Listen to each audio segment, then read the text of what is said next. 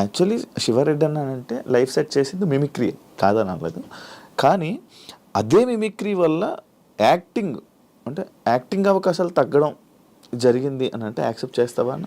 Maybe అట్లా కూడా ఉంటాయి, కానీ ఇప్పుడు ప్రభుదేవ్ గారు డ్యాన్స్ మాస్టర్ అట్లా అని చెప్పేసి హీరోగా రానివ్వలేదా ఆయన? ఆర్పి పట్నాయక్ గారు ఉన్నారు, ఆయనను హీరోగా రాణించారు. మన మ్యూజిక్ డైరెక్టర్ అని చెప్పేసి మ్యూజిక్ డైరెక్టర్ పక్క పెట్టలే కదా. ఆ లెక్కను తీసుకుంటే బ్రహ్మానందం గారు కూడా మిమిక్రీ ఆర్టిస్టే. సో ఆయన బ్రహ్మాండంగా వచ్చారు. జూనియర్ వేణుమాధవ్ భయ్య కూడా మిమిక్రీ ఆర్టిస్ట్, ఆయన అద్భుతంగా చాలా సినిమాలు చేశారు. కాకపోతే మీరు అన్నట్టుగా వీళ్ళకంటే మిమిక్రీ ఆర్టిస్ట్గా నన్ను అంటే యాక్టింగ్ స్కేల్ని ఎక్కువ డామినేట్ చేసేసింది. సినిమాల్లో నాకు వచ్చిన పేరు కంటే మిమిక్రీ ఆర్టిస్ట్కి వచ్చిన పేరు చాలా పెద్ద ఎక్కువ. సో అందుకని చాలా మందికి ఏంటంటే మిమిక్రీ అన్నప్పుడు మాత్రమే నేను గుర్తొస్తున్నాను.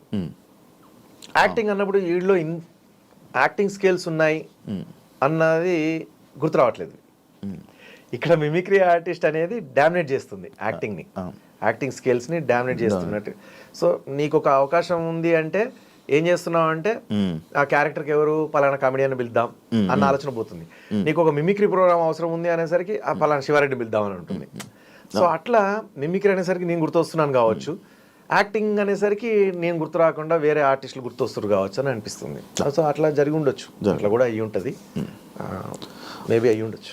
ఒకప్పుడు హీరోలు పెద్ద పెద్ద యాక్టర్లు వేసుకునే డ్రెస్సులు అంటే వాళ్ళు చేసే మెయింటెనెన్స్ దానికి డబల్ శివారెడ్డి అన్న మెయింటైన్ చేసేవాడు.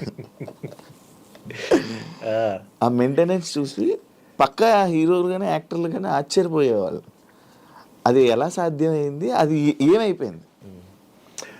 యాక్చువల్లీ ఓపెన్గా చెప్తున్నా, ఒక కమెడియన్ నాకు బాగా ఇష్టమైన కమెడియన్, నేను అంత సూపర్ డూపర్ డ్రెస్ వేసుకొని లొకేషన్లోకి వచ్చినప్పుడు వద్దురా బాగోదురా అన్న, మనం మంచిగా నీట్గా తయారై మంచిగా పద్ధతిగా మంచిగా వస్తే, మంచిగా నచ్చిన డ్రెస్ వేసుకొని వస్తే తప్పే ఉందన్న.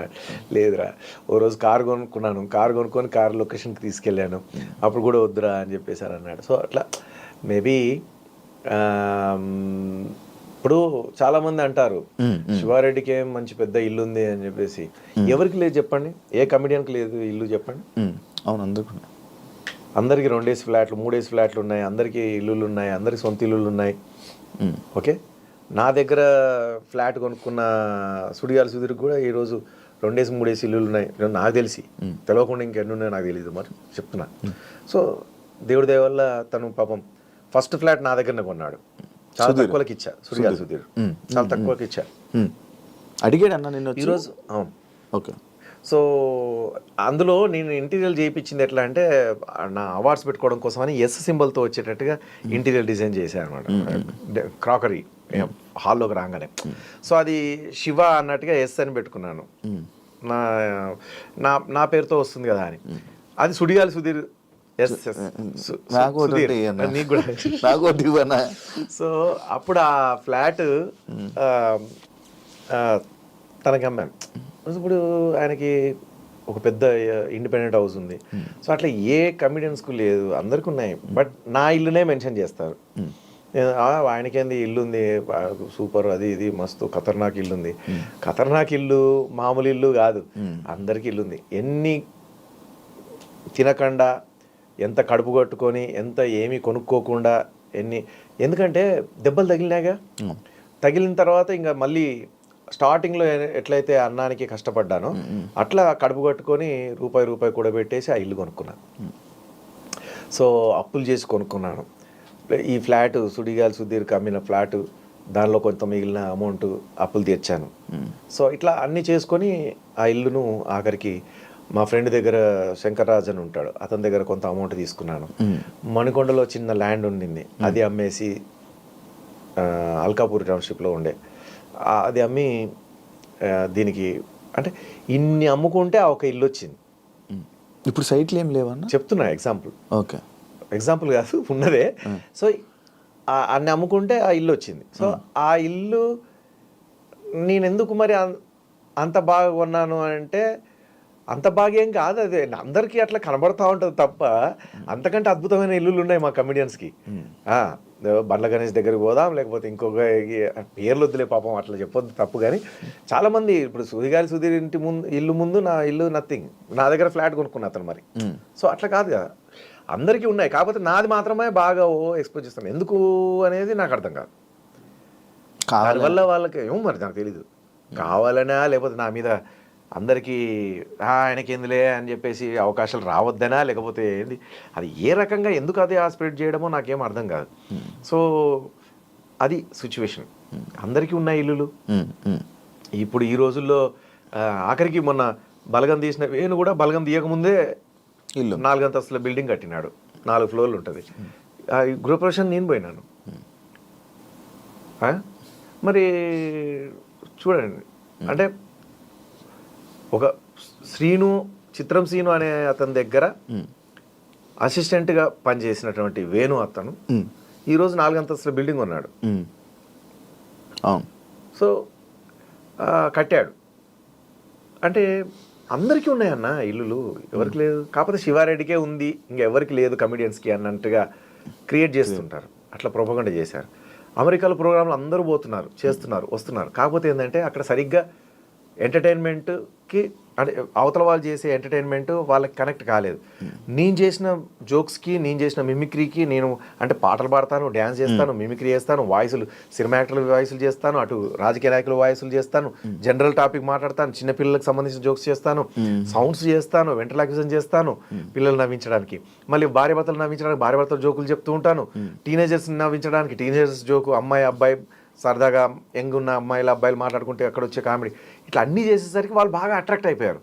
అందుకని నాకు ఎక్కువ అమెరికాలో ప్రోగ్రాంలు వచ్చేటివి. వాడికింది అమెరికాలో ప్రోగ్రాంలు అది అవును. ఒకప్పుడు అంటే రావద్దా శివారెడ్డి చేస్తే తప్ప. శివారెడ్డి అన్న ఎక్కడనంటే కేర్ ఆఫ్ అడ్రస్ అమెరికా. అమెరికాలో ఉన్నారు, ఏ డేట్ కూడా ఉన్నా మీరు అక్కడి నుంచే ఇక్కడ ఇది అన్నిసార్లు ఎన్నిసార్లు వెళ్ళొచ్చి ఉంటావు అన్న? చాలాసార్లు వెళ్ళొచ్చాను. బట్ ఏంటంటే మనం పడే కష్టము, మన ప్రయత్నము, అంటే ఇప్పుడు అన్న ఏదైనా సరే మీరు ఒక ఇడ్లీ తయారు చేయాలంటే దానికి పిండి నానబెట్టాలి, అందులో 2 రకాల పప్పు దినుసులు మిక్స్ చేయాలి, మళ్ళీ దాన్ని మిక్సీ పట్టాలి, నానబెట్టి మళ్ళీ తెల్లారి దాన్ని స్టవ్ మీద పెట్టి గిన్నెలు పెట్టేసి ఆ ఇడ్లీని దాంట్లో పోసి దాన్ని ఆవిరితో ఉడికించి అది తీస్తే ఇన్ని చేస్తే కానీ ఆ ఇడ్లీ తయారు కాదు. అట్లాంటిది కొన్ని లక్షల మందిని, కొన్ని వేల మందిని నవ్వించాలంటే ఎంత హార్డ్ వర్క్ చేయాలి. ఊరికే వచ్చి చెక్కిలి గింతలు పెట్టేస్తే నవ్వు వస్తుందా? కాదుగా. ఏదో వచ్చి ముచ్చట చెప్పేస్తే నవ్వు వచ్చేస్తుందా మీకు? కాదుగా. 100 జోకులు చెప్తే 100 జోకులలో 50-60 సక్సెస్ అయినా చాలా గ్రేట్ అన్నట్టు. కానీ నేను అట్లా కాదు, 100 జోకుల్లో 100 జోకులు సక్సెసే కావాలి, 100 జోకులకి నవ్వాలి, ఒక్క వర్డ్ కూడా వేస్ట్ కావద్దు నాది స్టేజ్ మీద. ఒక్క మాట, ఒక జోకు 10 జోకులు చెప్పాను అంటే 10 జోకుల్లో ఆ 10వ జోకు కూడా అందరూ ఎంజాయ్ చేయాలి. ఒకటి అట్లా వేసేద్దాంలే, నవ్వుతే నవ్విరారు లేకపోతే లేదు అనే టైపు కాదు నా వ్యక్తిత్వం. సో అంత కష్టపడి చేస్తే ఆ పొజిషన్ వచ్చింది. అన్నిసార్లు వాళ్ళు పిలిచారు బయట దేశాలకి. సో అట్లా నేను అక్కడ చేసుకున్నాను. వాడు అక్కడనే ఉంటున్నాడు, వాడు అక్కడనే చేసుకుంటున్నాడు, ఇప్పుడే వచ్చాడు అమెరికా నుంచి, ఇప్పుడే దిగాడు అని యాంకర్స్ కూడా అప్పుడు సరదాగా ఆట పట్టిస్తూ స్టేజ్ మీద పిలిచేవారు. ఇప్పుడే యూఎస్ నుంచి వెళ్ళి దిగినటువంటి శివారెడ్డి గారు వేదిక మీదకి రావాల్సిందిగా కోరుతున్నామని ఆడియో రిలీజ్ ఫంక్షన్స్లో అక్కడిక్కడ అట్లా పిలిచేవారు. సో బట్ ఓకే, చేశాము, చేస్తూ పోతున్నాము. ఇంకా కష్టపడాలనే తత్వం ఉంది, కష్టపడే తత్వం ఉంది, కష్టపడగలుగుతాను. నాకు ఇంకా బాగా ఇష్టం కష్టపడడం. అది ఇందాక చెప్పాను కదా, వెనకాల నుంచి వెళ్ళి కత్తులతో ఎంత 100 మంది కత్తులతో కూర్చుతున్నా కూడా ఎదురుగుండా ప్రోగ్రామ్ ఉందనుకో మిమిక్రీ చేస్తూనే ఉంటాను. ఎదురుగుండా కెమెరా పెట్టేసి యాక్టింగ్ చేయమంటే సినిమాల్లో యాక్టింగ్ చేస్తూనే ఉంటాను. నాకు కూర్చున్నా కూడా నాకేం తెలియదు. సో అలాంటి రక్తం నాది. నరనరాల్లో ఎంటర్టైన్ చేయాలి, ఎంటర్టైన్ చేయాలి, ఎంటర్టైన్ చేయాలి. అందులో ఎంటర్టైన్ అయింది, మీ చేతిలో ఎంటర్టైన్ అయినా నేను కూడా ఒక వ్యక్తిని. అప్పట్లో 2011లో చాలా మంది లైవ్లో అసలు అవి ఎయిర్పోర్ట్లో కూడా పెద్ద పెద్ద వాళ్ళు, తలలు పండిన వాళ్ళు, పెద్ద పెద్ద వాళ్ళు, ఏజ్డ్ పీపుల్, వాళ్ళకి మనం తెలుసా అనుకునేటువంటి వ్యక్తులు, పెద్ద పెద్ద మినిస్టర్లు, వాళ్ళు శివారెడ్డి గారు మీ ప్రోగ్రాంలు చూడని రోజు ఉండదయ్యా అని చెప్పేసి చెప్తూ ఉంటారు. నాకు ఎంత ఆశ్చర్యం. అంత పెద్ద మెగాస్టార్ చిరంజీవి గారు వాళ్ళ వైఫ్తో నేను ఇంటికి వెళ్ళినప్పుడు సురేఖతో శివారెడ్డి ఒక అవ్వజోకి చేస్తాడు, భలే చేస్తాడు ఒకసారి చెయ్యి. రవీంద్ర భారతిలో కూడా అదే అన్నాడు ఆడియన్స్తో, శివారెడ్డి ఒక అవ్వజోక్ చేస్తాడు, చేశాడా, చేయించుకోండి అంటే. అట్లా అందరూ అంత గుర్తుపెట్టుకొని యూఎస్లో కానీ ఎక్కడ కానీ వెళ్తే అక్కడ కూడా వాళ్ళు సాఫ్ట్వేర్ జాబ్ చేసేటోళ్ళు. సార్ మేము పొద్దున ఆఫీస్కి పోగానే ఫస్ట్ ల్యాప్టాప్ ఓపెన్ చేసి మీది ఏదన్నా ఒకటి మిమిక్రీ బిట్ చూసి ఆ తర్వాత మేము వర్క్లోకి వెళ్తాం, రిలాక్స్ అయిపోయి.